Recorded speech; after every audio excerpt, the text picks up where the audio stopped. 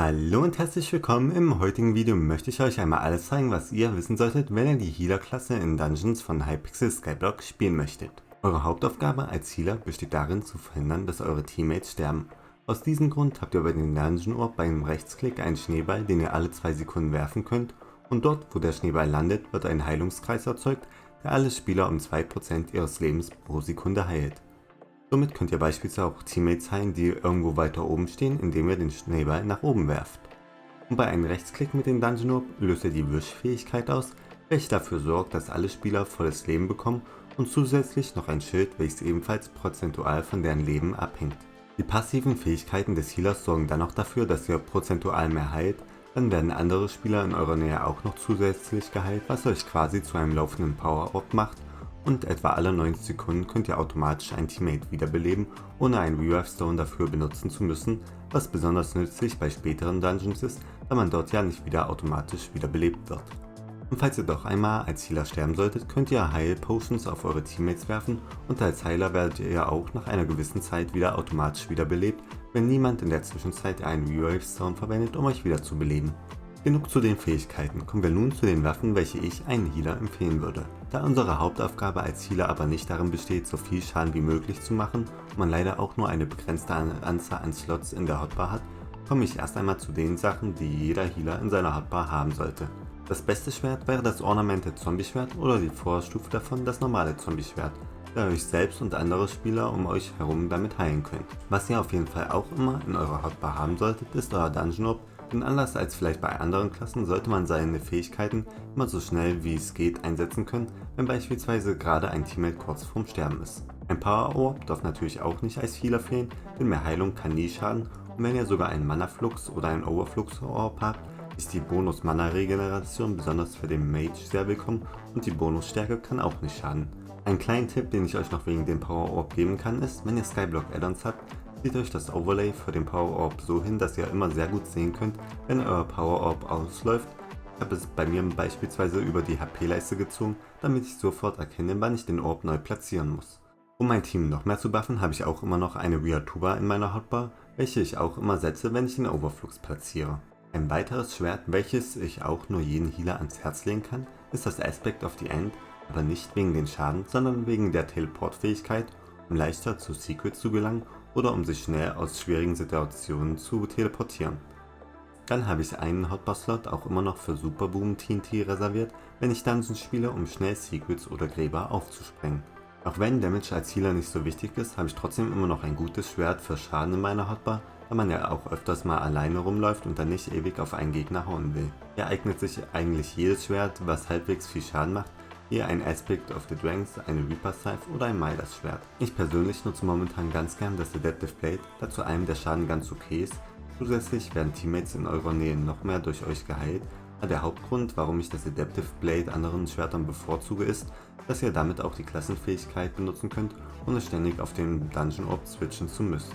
Ein anderes Schwert, welches auch für manche interessant sein könnte, ist das Sleeping Sword oder die geupgradete Version davon, da der Schaden ganz okay ist, aber hauptsächlich verwendet man das Sleeping Sword, um dann die Stun-Fähigkeit beim Minibossen im Dungeon zu verwenden, damit eure Teammates den Gegner schneller besiegen können. Aber ein Slot haben wir in unserer Hauptbar dann noch frei, und diesen habe ich bewusst frei gelassen, denn dort wechsle ich je nach Situation immer das Item durch, welches ich dort habe. Zum Beispiel, wenn ich mal das Blaze oder das Creeper Rätsel mache, habe ich dort einen Bogen, oder wenn ich Fallen entschärfe, habe ich dort ein Diffuse Kit, oder wenn ich mich einmal schnell zu einem Teammate teleportieren möchte, um ihn beispielsweise bei einem Shadow Assassin zu unterstützen, ziehe ich schnell ein Spirit Leap in dieses Feld.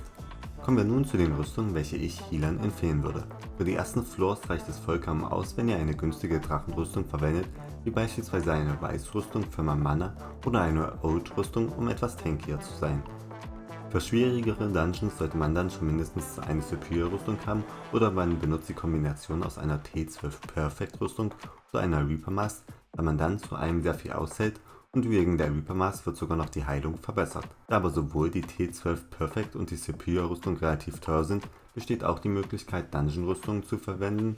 Am sinnvollsten wäre es dort eine Heavy Rüstung oder eine Zombie Knight Rüstung zu benutzen, da beide Rüstungen dafür sorgen, dass man im Dungeon ziemlich viel aushält, und sowohl die Heavy Rüstung, wenn man sie in episch hat und mit guten Enchants, und die Zombie Knight Rüstung sind von den Werten sogar besser als eine T12 Perfect im Dungeon, wenn man sie upgradet, Und da man für die beiden Rüstungen nur Undead-Essenzen benötigt, ist es auch nicht so schwer, die Rüstungsteile auf 5 Sterne zu bringen. Natürlich wäre eine 5 Sterne T12 Perfect Rüstung noch besser, aber die meisten werden wohl noch sehr weit davon entfernt sein, die T12 Perfect komplett in 5 Sterne Dungeon Gear umzuwandeln. Die Rüstung, die ich persönlich in letzter Zeit benutze, ist die Adaptive Rüstung in Kombination mit einem Mender Helmet, da die Rüstung sich zu einem an die gewählte Klasse anpasst und dementsprechend mehr oder weniger gute Bonis gibt.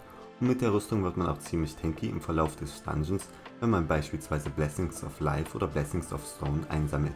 Beim Mender Helmet muss ich aber noch dazu sagen, dass er nicht optimal ist, denn die Beschreibung von dem Helm ist etwas irreführend, denn scheinbar wird nicht das Healing, was man selber verursacht, verdoppelt, sondern das Healing, welches andere Spieler selber verursachen, ist verdoppelt.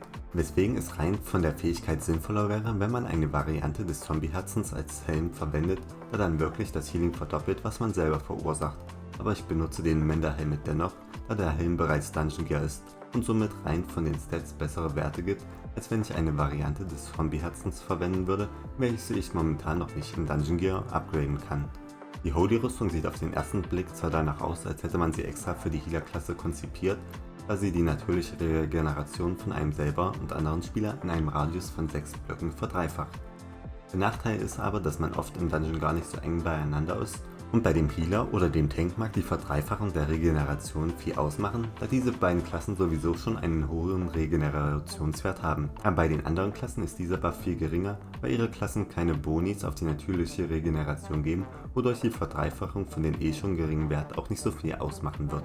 Kommen wir nun zu den Pets. Das wohl mit Abstand beste Healer-Pet ist die Qualle, da wirklich jede Fähigkeit der Qualle für einen Healer im Dungeon ausgelegt ist. Doch momentan wäre es vollkommen ausreichend, nur eine epische Qualle zu haben, denn der legendäre Perk ist, dass Instant Health Potions oder Mana Potions verbessert werden, aber bis jetzt habe ich noch nicht einmal Tränke in Dungeons zum Werfen verwendet und kam trotzdem sehr gut zurecht. Aber vielleicht werden in späteren Dungeons Tränke ja wichtiger. Eine Alternative wäre ein legendärer Papagei. Dieser verbessert zwar nicht unsere Heilung, aber andere Spieler in unserer Nähe bekommen mehr Stärke dazu. Und wenn ihr Mana-Probleme habt, bietet es sich natürlich auch an, das Schafpad oder das Guardian-Pad im Dungeon zu verwenden, damit ihr immer genügend Mana habt für euren Power Orb oder wenn ihr das Zombie-Schwert einsetzen wollt. Bei den Pet-Items würde sich meiner Meinung nach bei der Qualle Bubblegum am besten anbieten, da dadurch eure Power Orbs länger stehen bleiben, wodurch ihr beispielsweise Mana während des Bosskampfs sparen könnt, da ihr dann euren Power Orb nicht so häufig neu platzieren müsst. Bei den anderen Pets hingegen wäre es meiner Meinung nach am sinnvollsten, ein Textbuch zu verwenden, damit ihr indirekt durch das Pet noch mehr Intelligenz bekommt, um mehr Mana zu haben, damit ihr nicht mehr so oft out of Mana seid, wenn ihr beispielsweise gerade eure Teammates heilen wollt. Das waren dann auch schon alle Tipps rund um den Healer, die ich euch momentan geben kann. Wenn ihr noch einen Guide für eine andere Klasse sehen wollt, dann lasst es mich gerne in den Kommentaren wissen und ansonsten wünsche ich euch noch einen wunderschönen Tag und ciao.